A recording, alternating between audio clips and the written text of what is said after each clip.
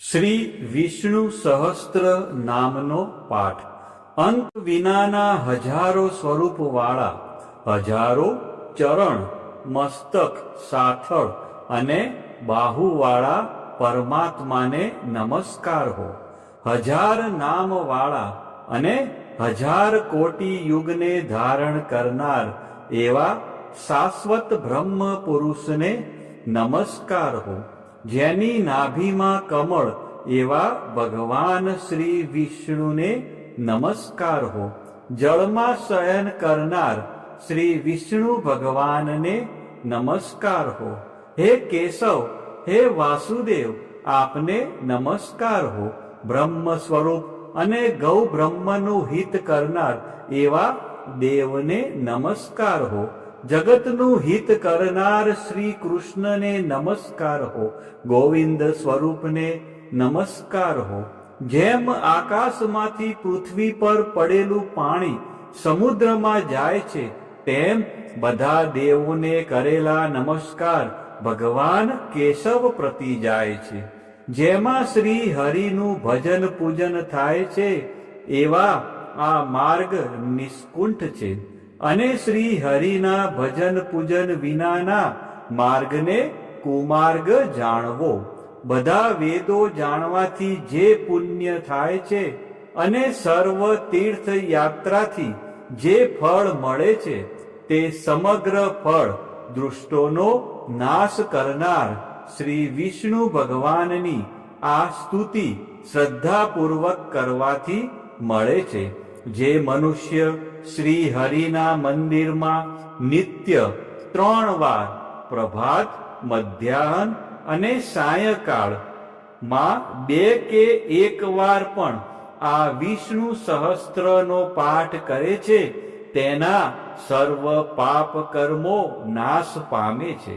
જે મનુષ્ય આ સ્ત્રોતનો પાઠ ભાવ ભક્તિથી કરે છે, તેના શત્રુઓ બળી જાય છે.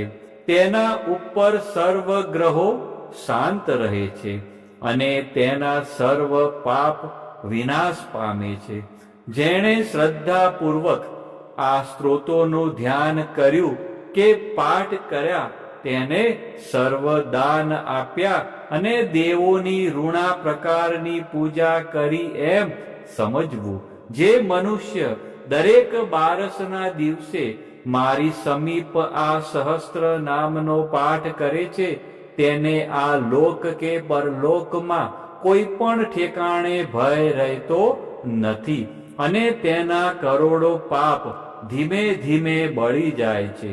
હે અર્જુન, જે મનુષ્ય પીપળાની પાસે કે તુલસીની પાસે બેસીને આ શ્રી વિષ્ણુ સહસ્ત્ર નામનો પાઠ કરે છે, તે કરોડો ગાયોના દાનનું ફળ પામે છે.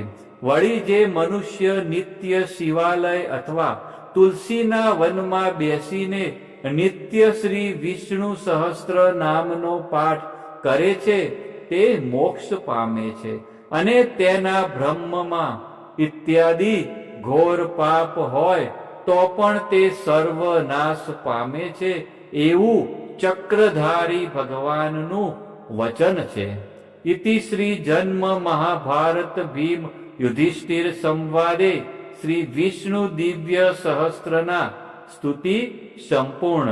હવે આપણે ભગવાન શ્રી વિષ્ણુના 108 દિવ્ય નામ, જેને અષ્ટોત્તર સતનામાવલી કહેવાય છે, જે નીચે મુજબ છે. આપણે આ બધા નામો શાંતિથી સાંભળીશું.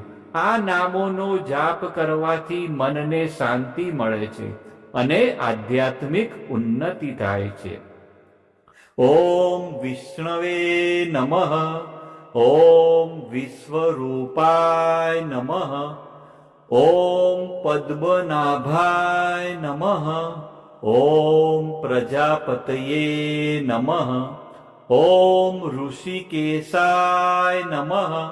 ઓમ પદ્મનાભાય નમઃ. ઓમ માધવાય નમઃ. ઓમ જનાર્દનાય નમઃ. ઓમ ગોવિંદાય નમઃ.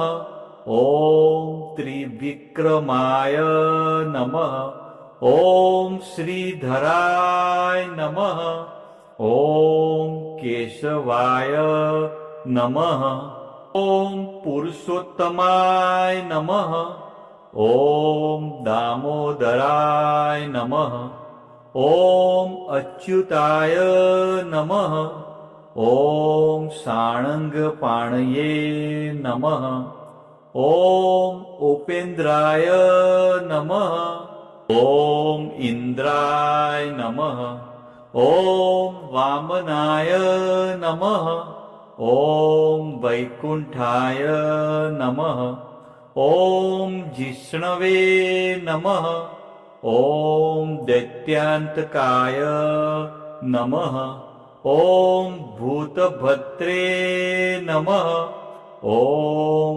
बलिध्वंसिने नमः ॐ सर्वदेवाय नमः ॐ चतुर्भुजाय नमः ॐ गदाधराय नमः ॐ चक्रपाणये नमः ॐ पङ्कजाय नमः ॐ पीताम्बरधराय नमः ॐ श्रीवत्सकाय नमः ॐ पद्मपाणये नमः ॐ वनमालिने नमः ॐ पद्माक्षाय नमः ॐ गरुडध्वजाय नमः ॐ अनन्तशयनाय नमः ॐ जगन्नाथाय नमः ॐ सर्वेश्वराय नमः ॐ परमेश्वराय नमः ॐ लक्ष्मीपतये नमः ॐ वराहाय नमः ॐ नृसिंहाय नमः ॐ भार्गवाय नमः ॐ रामाय नमः ॐ हलधराय नमः ॐ बुद्धाय नमः ॐ कल्किने नमः ॐ कृष्णाय नमः ॐ दयानिधये नमः ॐ दयामयाय नमः ॐ ज्ञानेश्वराय नमः ॐ विश्वकर्मणे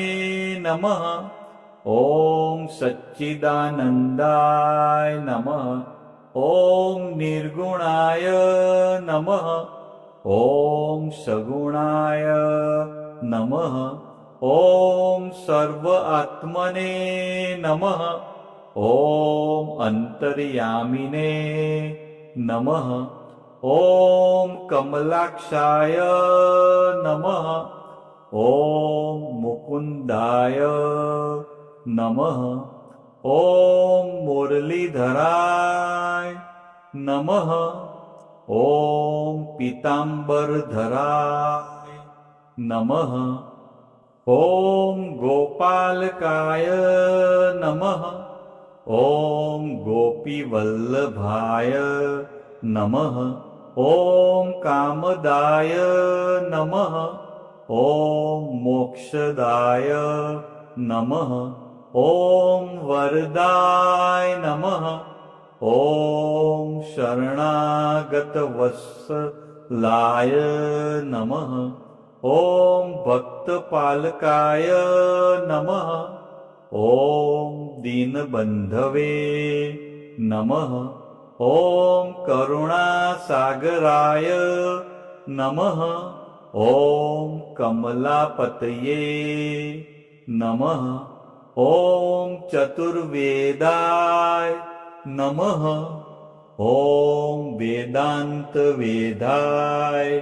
नमः ॐ यज्ञेश्वराय नमः ॐ धर्मध्यक्षाय नमः ॐ विश्वतोमुखाय नमः ॐ सहस्रशीर्षाय नमः ॐ सहस्रसाक्षाय नमः ॐ सहस्रपाटे नमः ॐ परायणाय नमः ॐ परब्रह्मणे नमः ॐ परमात्मने नमः ॐ अनादिनिधनाय नमः ॐ अजाय नमः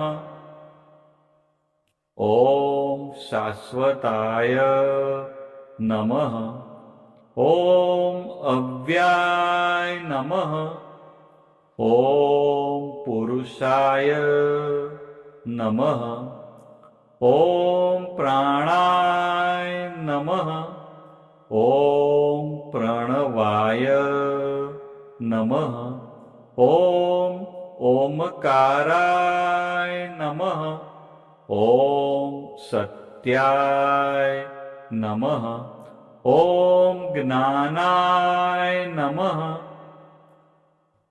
ॐ विभवे नमः ॐ प्रभवे नमः ॐ ईशनाय नमः ॐ महेश्वराय नमः ॐ रुद्राय नमः ॐ शिवाय नमः ॐ कालाय नमः ॐ मृत्युञ्जयाय नमः ॐ अमृताय नमः ॐ सर्वज्ञाय नमः ॐ सर्वावस्थाय नमः ॐ सनातनाय नमः ॐ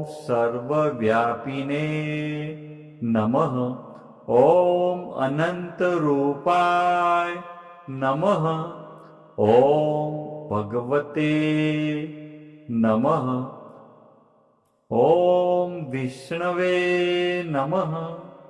આજ પ્રમાણે રોજ સવાર, બપોર અને સાયંકાળે એમ 3 વખત શ્રી વિષ્ણુ ભગવાનનો પાઠ અવશ્ય સાંભળવો. ઓમ નમો ભગવાન